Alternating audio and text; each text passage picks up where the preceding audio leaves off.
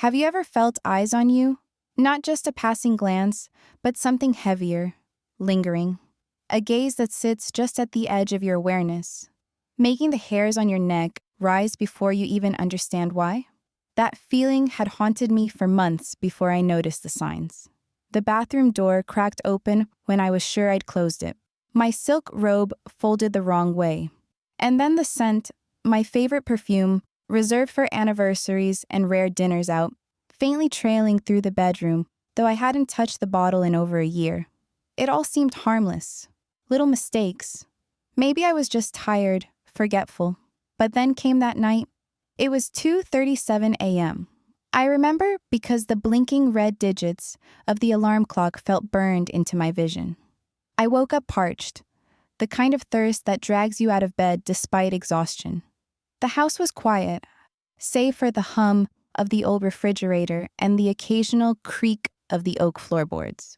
After nearly 2 decades in that house on Maplewood Drive, I knew every corner without needing lights. My bare feet sank into the plush carpet as I padded toward the stairs. And that's when I saw it. A shape beyond the sliding glass door leading to the backyard. Not a shadow, not a dream.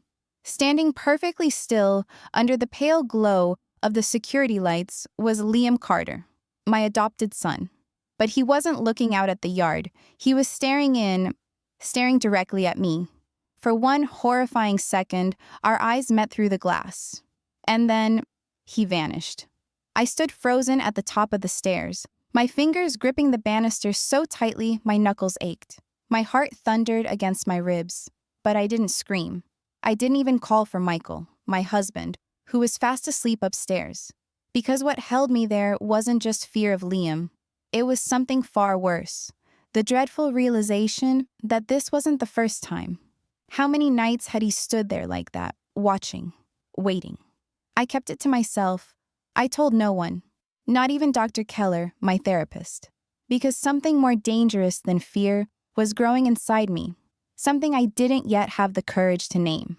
My name is Olivia Harper. I'm 43 years old. I've lived many lives, college graduate, grieving mother, wife, and if you walked through our home, you'd see the perfect snapshots of that life. Smiles frozen in time, wedding photos, graduation caps, and a nursery that hadn't been touched in nearly 10 years. A shrine to the life I couldn't have. After years of fertility treatments, 2 miscarriages, and the slow crumbling of a marriage under the weight of unspoken grief, Liam Carter came into our lives like a sudden storm. He was 15, a distant relative orphaned by a tragic accident no one liked to discuss. Michael made the decision before I could even process it, said it would be good for us, for me, a new purpose. I tried. God, I tried. I cooked his favorite meals, bought him new sneakers, showed up at every parent-teacher conference. Liam was polite, reserved, always just out of emotional reach. And over time, that distance became part of the air in our house. By the time he turned 20, I had stopped trying to be his mother, and Michael barely noticed. He was busy chasing the version of himself he thought he'd lost. New car, new hairline, gym memberships he never used. He missed the subtle ways the quiet between Liam and me had turned into something else entirely. It started small. Liam would appear in the hallway when I was about to change clothes. He'd mumble an apology and disappear. His laundry started mixing with mine. Small things went missing. Lipstick, a silk scarf, things too personal to misplace. I told myself it was nothing. Just awkwardness. Just growing pains. Until I found it. A slip of silk, my nightgown, tucked carefully beneath his mattress. And that's when the unease sharpened into something I could no longer ignore. From then on, I noticed everything. How his eyes lingered a second too long when I leaned over the dinner table. How he always seemed to show up when I was sunbathing alone by the pool. And most disturbingly, how I started noticing him back. I hated it. Hated that I spent more time choosing my clothes. That I tied my robe tighter, but still found myself applying makeup I hadn't worn in years. Worst of all, I hated how alive it made me feel, after years of being invisible. But I didn't act on it. I told myself it wasn't real. And then one rainy afternoon, I found his laptop left open on the living room couch. Just a folder on the screen. A name, a date. My fingers hovered above the trackpad. I knew I shouldn't have looked, but I did. And what I found took the breath from my lungs. Photos. Dozens of them. Maybe more. Not family portraits, not innocent snapshots. Images taken through half-open doors, through misted windows. Moments I thought were mine alone. Brushing my hair, reading on the couch, stepping out into the garden. Liam had been watching me for a long, long time. I didn't scream. I didn't slam the laptop shut and pretend it never happened. I just sat there, staring at the screen, at my own image, caught unaware, vulnerable, framed through the silent lens of his obsession. That's when I heard the front door open, the soft sound of rain dripping from his jacket. Liam stepped inside, his eyes meeting mine before he even noticed the laptop. Then his gaze shifted to the screen. He didn't flinch, didn't apologize. "You shouldn't have seen that," he said, his voice low. Not angry, not even defensive, just certain. Everything in the room felt suspended, like gravity had loosened its grip. I should have stood up, called Michael, walked away, but my body refused to move. My heart pounded so loudly I could barely hear my own breath. Liam took a careful step forward, then another. My voice came out in a whisper, raw and unfamiliar. "How long?" He didn't hesitate. 2 years. The words hit me like a physical blow, echoing through my chest. 2 years. 2 years of silent watching. Of walking past him, completely unaware. Of thinking I was alone when I wasn't. And the worst part, the part that made my stomach turn, was realizing that some dark, lonely part of me had known, and chosen not to see it. I didn't tell Michael that night. Didn't pack a bag or run. Instead, I tried to pretend nothing had changed. I cleaned the house, watered the plants, made dinner like I always did. But the air in every room felt different. Heavy. Tense. Liam didn't bring up what happened, neither did I. But something between us had cracked wide open, and whatever leaked through that break clung to every glance, every brush of passing shoulders in the hallway. One morning, while doing yoga in the living room, I felt it again. That gaze. I looked up. There he was, standing at the top of the stairs, silent, watching. I should have closed the blinds, locked the doors, thrown his things out and told Michael to send him away. But I didn't. I adjusted my posture, stretched deeper, and wondered if I was still pretending this wasn't happening, or if, deep down, I no longer wanted to pretend at all. I hated the part of me that felt more alive than it had in years. There were no more physical lines crossed, no forbidden words spoken. But there was something worse. The quiet daily rhythm of unspoken tension. A slow, dangerous choreography of restraint. We shared a kitchen, a hallway, sometimes even the soft, unbearable silence of a shared meal. Michael never noticed. He was too busy planning his next triathlon or obsessing over his protein intake to see the ghosts moving through his house. One Saturday afternoon, I did something reckless. I texted Liam. I missed the quiet. The message sat there, unread for hours. Then it disappeared. I told myself I didn't mean anything by it, but that was a lie. The next evening, I passed by his room. The door was slightly ajar. He stood by his desk, scrolling through his phone, his expression unreadable. He didn't look up. I kept walking. But that night, as I lay in bed, I couldn't stop replaying the echo of voices I'd never actually heard, mine and his, behind a door that had never closed but might as well have. 3 days later, over breakfast, Michael looked up from his phone and asked, "Why's Liam been acting weird lately?" I stirred my coffee, hiding the tremble in my hand. "Probably just stressed about graduation," I lied. Michael nodded, already lost in the next email. It amazed me how easily I could lie, how easily I could hide the truth in plain sight. I used to think emotional affairs only happened when people were searching for something. But what if they begin when you've already stopped looking? When someone notices you, even when they shouldn't? I stopped answering Liam's text after that. For a while, the space between us stretched wider. Cold, empty. But silence isn't absence. It's anticipation. And somewhere inside me, I hated that I was waiting for it. Days passed, then weeks. The air in the house settled into something brittle, unlike the quiet before a storm that refused to break. Liam stayed away longer, came home later. When he was around, he barely spoke, but his presence was still there, like a faint hum in the walls, a tension woven into the fabric of every silent dinner and every glance we pretended not to exchange. Michael remained blissfully unaware. He noticed the obvious things, the way I started locking the bedroom door, how I changed in the bathroom instead of our walk-in closet, but he never connected the dots. "You okay?" he'd ask, distractedly scrolling through his emails. "I'm fine," I'd reply, and I almost believed it. Until the Thursday it rained. The kind of endless, gray rain that makes the whole world feel suspended. Michael was working late. Liam had gone out early that morning, leaving behind a half-empty coffee cup and his wallet on the kitchen counter. I wasn't snooping. Not really. I only picked up the wallet because I thought he might come back looking for it. But as I held it, something slipped out. A hotel keycard. My hands went cold.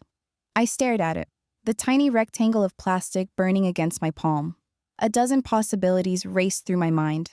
Logical explanations, innocent ones, but none of them fit. That night, I didn't confront him. I didn't say a word. I went to bed early, curled beneath the blankets like a child hiding from a nightmare she already knew was real. The next morning, a note sat on the kitchen counter. "You don't have to be afraid of the truth." I left it there. On Saturday, while folding laundry, I found another note. This one tucked deep in the dryer, creased and damp. "What are we pretending not to know?" My hands shook as I tore it into pieces and flushed them down the toilet. I told myself this had to end, that it would. But it didn't. I didn't leave. I didn't confess to Michael. I didn't demand that Liam pack his things and go. Instead, I filled my days with noise, errands, podcasts about mindfulness, recipes I didn't care to try. Anything to drown out the sound of my own thoughts. But the silence waited. At the base of the stairs, in the hallway, on the couch where he'd left his laptop open. And then came the night I couldn't avoid him. Michael was out of town for a corporate retreat. The storm outside rattled the windows, and the house felt impossibly large and hollow. I was drying dishes in the kitchen when I heard the creak of the door behind me. I didn't turn around. I didn't need to. "I saw your photo." Liam's voice came, soft and steady.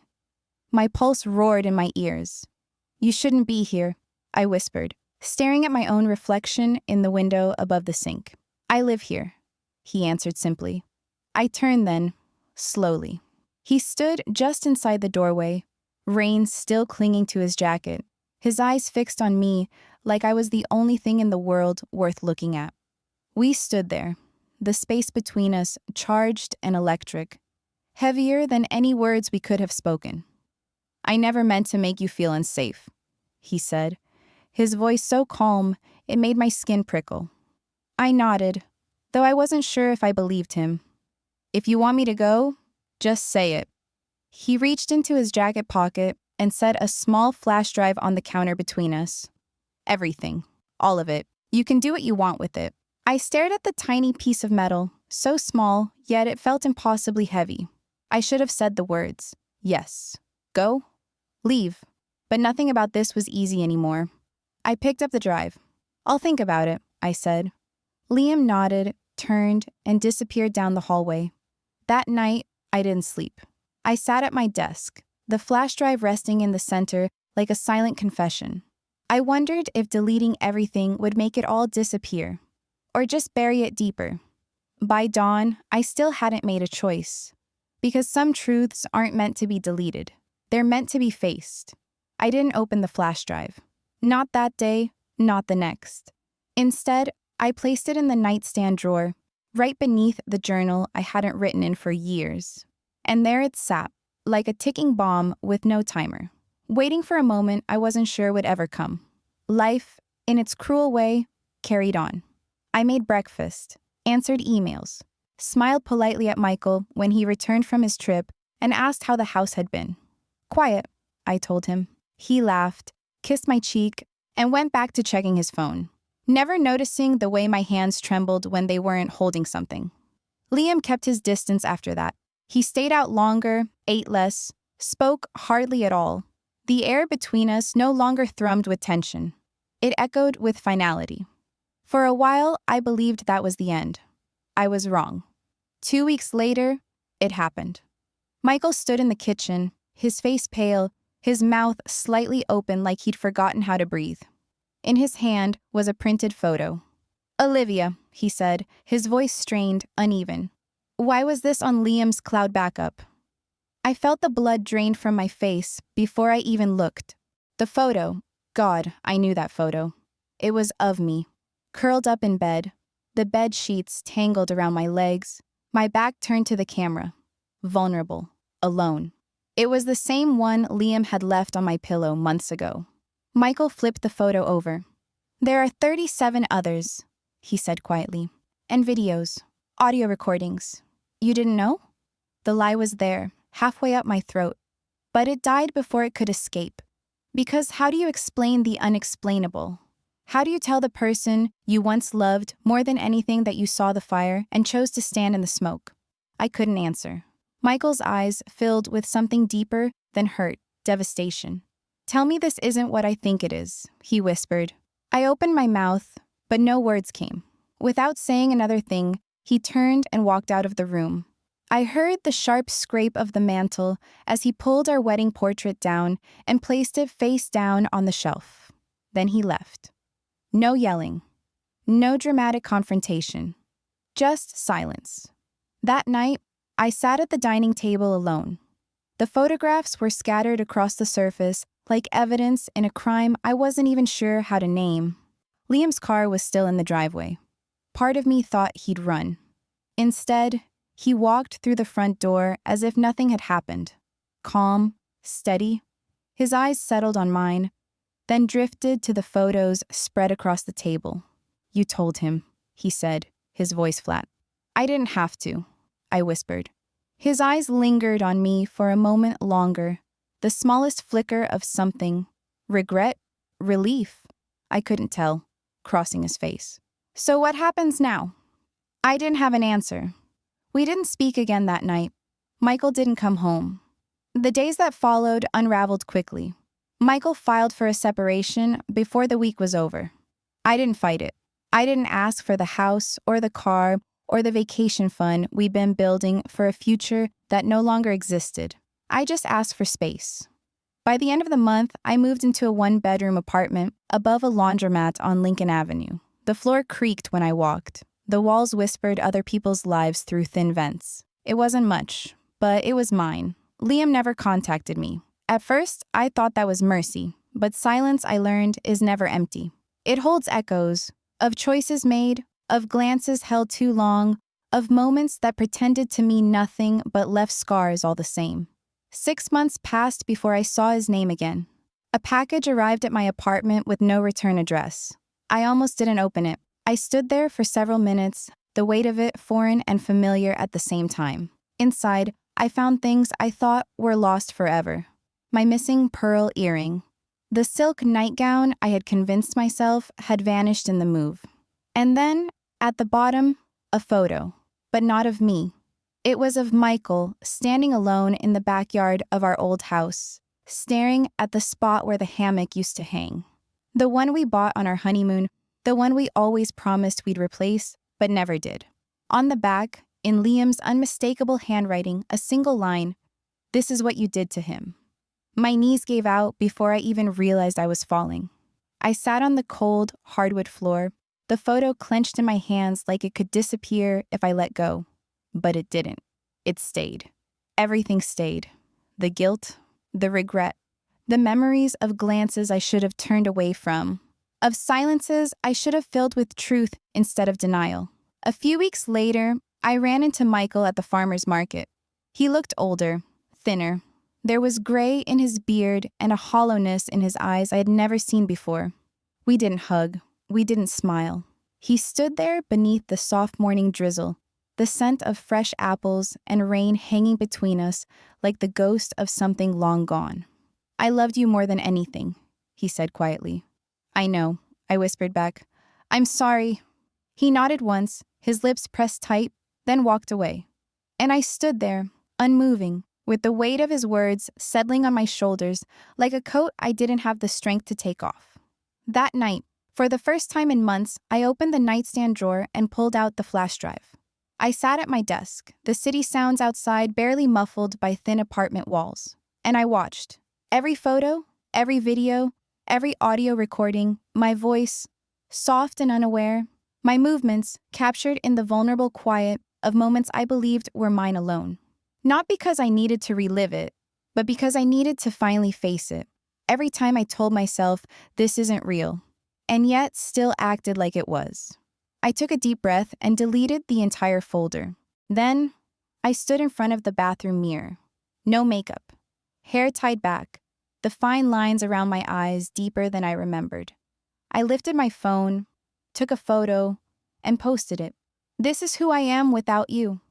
Then I blocked Liam's number, deleted his contact, changed my email, got a new phone. But some things you can't delete. Some damage doesn't heal clean. Some guilt never fully fades. My therapist called it trauma. I called it consequence. Months turned into seasons. I started over in small, quiet ways, teaching English classes at the community center, volunteering on weekends, growing lavender on the windowsill despite the cracked, drafty glass. I wasn't rebuilding my old life. I was building something entirely new, something honest, quiet, earned. Sometimes, in the long spaces between moments, I wonder what might have happened if I'd walked away sooner. If I'd seen Liam Carter's manipulation for what it truly was, an echo of my own unhealed grief, dressed up as something dangerously close to intimacy. But regret is a poor architect. It builds nothing. And so, I sit here now, my past behind me, my name still my own, my future unclear, but finally, mine. The seasons rolled by quietly, like pages turning in a book I was no longer afraid to finish. For the first time in years, my days belonged only to me. I learned to wake without dread, to fill the silence with the soft rhythms of a life rebuilt on my own terms. I stopped chasing forgiveness and instead tried to understand the woman I had become. Flawed, scarred, but standing. Then, one chilly autumn afternoon, a final letter arrived. No return address, no signature. Just a single sheet of thick, cream-colored paper. Some things don't have endings, Olivia. Just pauses. Just places where people decide to stop looking back. You were always more beautiful when you didn't try to hide. No threat, no plea. Just words hanging in the air like smoke from a fire long extinguished but never forgotten. I didn't cry. I didn't clutch it to my chest like some tragic heroine in a novel. I folded it neatly and dropped it into the trash. Then, as the sun set over the city skyline, painting the cracked apartment windows with streaks of fading gold, I did something I hadn't allowed myself to do before. I forgave myself, not all at once, not completely, but just enough to loosen the knot that had been tightening in my chest for far too long. That night, I pulled out the journal I'd abandoned years ago. And for the first time since everything unraveled, I wrote. Not about him, not about Michael, not about the mistakes or the moments I'd tried to erase. I wrote about lavender blooming in the weak winter light, about the elderly woman in my English class who read her first book cover to cover and cried, about the little boy who sat by the laundromat window every afternoon, waiting for his mother and smiled at me like I was some kind of lighthouse. Small things, honest things. Proof that life didn't just go on. It could begin again. One morning, months later, I walked past our old house on Maplewood Drive. The hammock was finally gone. The garden was overgrown, and the windows looked dull with dust. But it wasn't my house anymore. It wasn't my burden to carry. I stood there for only a moment before turning away, the weight of that final glance lighter than I ever thought it could be. And as I walked back toward my little apartment, with the creaky floorboards and thin walls, I realized something. I wasn't waiting for the past to find me anymore. I was already home. And for the first time in a very, very long time, that was enough.